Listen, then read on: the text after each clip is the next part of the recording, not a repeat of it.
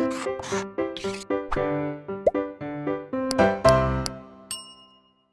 Students, welcome back to Blueprint Digital. आज की इस वीडियो में हम जीव द्रव कुंचन यानी कि प्लाज्मोलाइसिस के बारे में पढ़ेंगे। वीडियो को स्टार्ट करने से पहले हमारे चैनल को सब्सक्राइब करें और बेल आइकन दबाना न भूलें, जिससे हमारे लेटेस्ट वीडियोस की नोटिफिकेशन आपको प्राप्त होती रहे। अब हम आज के टॉपिक पर आते हैं। यदि किसी पादप कोशिका को हम एक हाइपरटोनिक यानी कि अति पराशरी विलयन में रखते हैं तो वाटर के मॉलिक्यूल, जल के जो अणु हैं, वो एक्सोऑस्मोसिस के द्वारा सेल से बाहर आने लगते हैं और इसके परिणाम स्वरूप जो प्रोटोप्लाज्म होता है सेल का, यानी कि जो जीव द्रव होता है सेल का, वो सेल वाल से पृथक हो जाता है और पृथक होकर वो एक गोल शेप में या एक स्फेरिकल शेप में पृथक हो जाता है और इस घटना को हम प्लाज्मोलाइसिस कहते हैं। यानी कि प्लाज्मोलाइसिस वह घटना होती है जिसमें किसी पादप कोशिका को हाइपरटोनिक सॉल्यूशन में रखने पर उसका जल बाहर आने लगता है एक्सोऑस्मोसिस से, और जो उसका जीव द्रव प्रोटोप्लाज्म होता है वो सेल वाल से पृथक होकर एक छोटे से एरिया में संकुचित हो जाता है। इस घटना को हम प्लाज्मोलाइसिस कहते हैं। सबसे पहले जो एक नॉर्मल सेल होती है, एक साधारण टारगेट सेल होती है, उसमें प्रोटोप्लाज्म जो होता है वो वाल से चिपका हुआ होता है, सेल वाल से चिपका हुआ होता है और कोई भी श्रिंकेज नहीं होती, कोई भी सिकुड़न नहीं होती है। लेकिन जब किसी सेल को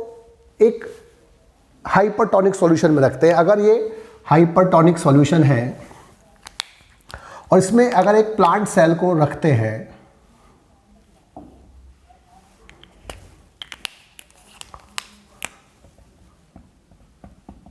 ये हाइपरटोनिक सॉल्यूशन है और ये सेल मेम्ब्रेन है, तो जो प्रोटोप्लाज्म होता है वो वाल से अटैच रहता है यहां पर, और क्योंकि प्लाज्मा में इलास्टिक होती है, लचीली होती है, इसलिए वो सेल वाल से अटैच रहता है। लेकिन जब हाइपरटोनिक सॉल्यूशन में रखा जाता है तो हाइपरटोनिक सॉल्यूशन पे रखने पर पानी इसमें से निकलकर बाहर आने लगता है और बाहर आने के बाद अब ये जो प्रोटोप्लाज्म है ये टर्जिड नहीं रह पाता है, थोड़ा सा रिलैक्स हो जाता है इसमें से पानी कम हो जाने से, और लास्ट में एक स्टेज ऐसी आएगी कि जो प्रोटोप्लाज्म होता है वो सिकुड़कर एक छोटे से एरिया में रह जाता है। इस घटना को हम बोलते हैं प्लाज्मोलाइसिस। तो सबसे पहले जब प्लांट सेल को सॉल्यूशन में नहीं रखा गया था तो वो जो प्रोटोप्लाज्म है वो सेल वाल से अटैच रहता था, लेकिन जैसे ही हाइपरटोनिक सॉल्यूशन में इसको रखा जाता है, रखने के बाद जो पानी होता है वो बाहर निकलने लगता है, और जैसे ही इसको पानी जो होता है बाहर निकलने लगता है तो जो वॉल्यूम होता है सेल का, जो आयतन होता है सेल का, वो घटने लगता है क्योंकि पानी इसमें से निकलकर अब बाहर आने लगता है। तो इसमें से अब सेल सैप में से, जो वैक्यूल के अंदर जो सेल सैप भरा हुआ उसमें से थोड़ा सा जल बाहर आने लगता है, तो टर्गर प्रेशर यहां पर अब डिक्रीज होता है, घटता है, क्योंकि पानी के अंदर आने से टर्गर प्रेशर बढ़ता है लेकिन पानी बाहर निकलने से टर्गर प्रेशर घटता है, जिससे सेल जो होती है अब प्रोटोप्लाज्म जो होता है उसका वो वाल पर इतनी अधिक पुश नहीं कर रही होती जितना पहले उसको पुश कर रही होती थी। इसीलिए अब थोड़ा सा प्रोटोप्लाज्म हल्का सा श्रिंक होना स्टार्ट करता है। जो मेम्ब्रेन होती है वो अब थोड़ी सी सेल वाल से हटने लगती है, सेल मेम्ब्रेन, लेकिन जो टोटल वॉल्यूम है वो अभी ज्यादा नहीं घटा होता, थोड़ा सा वॉल्यूम उसका घटा हुआ होता है सेल का। और इसकी जो सिचुएशन होती है इसे हम बोलते हैं फर्स्ट स्टेज ऑफ प्लाज्मोलाइसिस, यानी कि जीव द्रव कुंचन की प्रथम अवस्था, जिसे हम लिमिटिंग प्लाज्मोलाइसिस भी बोलते हैं। अब इसके बाद अगर पानी लगातार और बाहर निकल रहा हो तो लगातार पानी के एक्सोऑस्मोसिस होने से जो सेंट्रल वैक्यूल होती है, जो केंद्रीय धानी होती है, ये वाली सेंट्रल वैक्यूल जो होती है, अब वो पानी उसमें से भी बाहर निकलने से वो सिकुड़ने लगती है, श्रिंक होने लगती है, लेकिन जो सेल वाल होती है अभी भी वो कॉन्ट्रैक्ट नहीं होती है, अभी भी वो सेल वाल नहीं सिकुड़ती है। इसीलिए जो प्रोटोप्लाज्म होता है वो अब कॉर्नर से, यहां से कोनों से अलग हटा, डिटैच हुआ, पृथक हुआ दिखाई देता है, और इसको बोलते हैं इंसिपिएंट प्लाज्मोलाइसिस, यानी कि प्रारंभी जीव द्रव कुंचन। इसके बाद अगर पानी लगातार अब भी बाहर निकल रहा है तो श्रिंकेज ऑफ प्रोटोप्लाज्म अब दोबारा से, यानी कि जो प्रोटोप्लाज्म अब और श्रिंक होने लगेगा,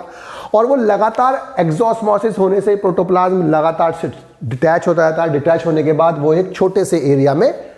सिकुड़ कर रह जाता है। इस घटना को बोलते हैं एविडेंट प्लाज्मोलाइसिस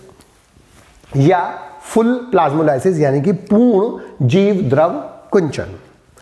जो ये बाहर वाला स्थान बचा है सेल वाल के लिए, इसके अंदर बाहर का सॉल्यूशन आकर इकट्ठा होने लगता है, क्योंकि सेल वाल जो होती है वो फ्रीली परमिएबल होती है। सेल वाल पूर्ण रूप से पारगम्य होती है, इसलिए बाहर का जो सॉल्यूशन था वो उसके अंदर आने लगता है। अब इसका महत्व क्या है प्लाज्मोलाइसिस का जीवन में या प्लांट सेल में या ऑर्गेनिजम्स में? कोई भी लिविंग सेल जो होती है वो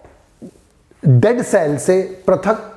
करने में या उसको एक लिविंग सेल और एक डेड सेल से उनमें अंतर करने में या उनको पहचानने के लिए प्लाज्मोलाइसिस का सहारा लिया जाता है, क्योंकि प्लाज्मोलाइसिस जो होती है वो डेड सेल में प्रेजेंट नहीं होती। क्योंकि अगर प्लाज्मोलाइसिस लगातार चलती रहती है तो पानी उसका लगातार बाहर निकलता रहता है, और लगातार पानी के बाहर निकलने से जो सेल होती है वो अब श्लथ हो जाती है, यानी कि फ्लैसिड हो जाती है, और अब इसकी जो उपापचयी क्रियाएं होती हैं वो रुक जाती हैं। इसीलिए एक लिविंग सेल को, यानी कि एक जीवित कोशिका को एक मृत डेड सेल से पृथक करने के लिए प्लाज्मोलाइसिस का सहारा लिया जाता है। अगर वो प्लांट सेल हाइपरटोनिक सॉल्यूशन में रखने पर प्लाज्मोलाइसिस स्टार्ट कर देती है तो वो लिविंग है, और अगर वो प्लाज्मोलाइसिस नहीं हो दिखा रही है तो वो डेड हो चुकी है, कि वो पहले से ही उसमें प्रोटोप्लाज्म डिटैच होकर अलग हो चुका है। दूसरा, जो ऑस्मोटिक प्रेशर होता है, यानी कि परासरण दाब होता है किसी भी सेल का, उसे हम इंसिपिएंट यानी कि प्रारंभिक प्लाज्मोलाइसिस से नापते हैं। तीसरा, अगर प्लाज्मोलाइसिस लॉन्ग समय तक, अधिक समय तक बरकरार रहती, चलती रहती है तो सेल मृत हो जाती है। वीड्स को, जो खरपतवार होते हैं, जो अनवांटेड प्लांट्स होते हैं, उनको नष्ट करने के लिए प्लाज्मोलाइसिस का सहारा लिया जाता है। उनकी रूट्स के आसपास सॉल्ट छिड़क दिया जाता है, जिससे रूट के चारों तरफ एक हाइपरटोनिक सॉल्यूशन डेवलप हो जाता है और रूट की सेल से जल निकलकर बाहर निकलने लगता है, और वो प्लाज्मोलाइसिस जीव द्रव कुंचन के कारण मृत हो जाती है। एक जो इंसिपिएंट प्लाज्मोलाइसिस प्रदर्शित करने वाली सेल है, अगर उसको हम वाटर में या हाइपोटोनिक सॉल्यूशन में रख देते हैं तो वो वापस अपनी नॉर्मल शेप ग्रहण कर लेती है, लेकिन फुल प्लाज्मोलाइज सेल वापस अपना शेप ग्रहण नहीं कर पाती है, और इस घटना को हम बोलते हैं डीप्लाज्मोलाइसिस, यानी कि जीव द्रव विकुंचन। इसके बाद फिश और मीट को, जो मछलियां और जो मीट होता है, उसको खराब होने से बचाने के लिए उस पर सॉल्ट छिड़क दिया जाता है। सॉल्ट छिड़कने से क्या हुआ, उसके जल का जो, उसके जो शरीर का जल होता है और जो सॉल्ट होते हैं वो मिलकर एक हाइपरटोनिक सॉल्यूशन बनाते हैं, जिसके ऊपर बैक्टीरिया, फंगस और अन्य जो माइक्रोब्स होते हैं वो सर्वाइव नहीं कर पाते, क्योंकि